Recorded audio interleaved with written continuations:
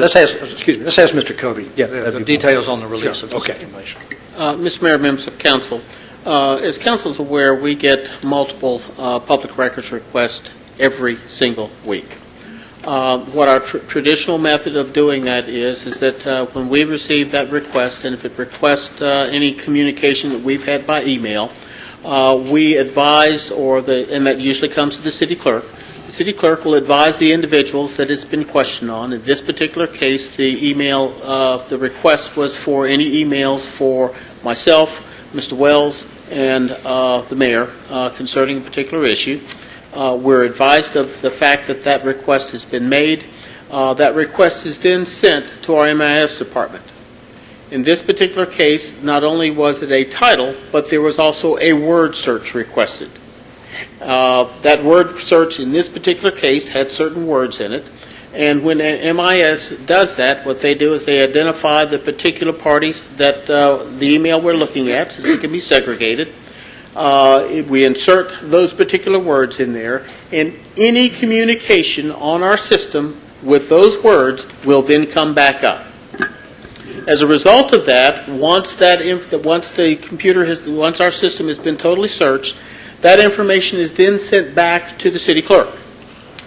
At that point, the city clerk then sends it to the individuals so that they can look at that material and determine whether or not there are things in that material that are not part of that particular search. In this case, the personal emails. In this particular scenario, that email was sent to me, and I did see from Ms. Barnett the fact that the information had been reviewed, that there was a rather detailed file.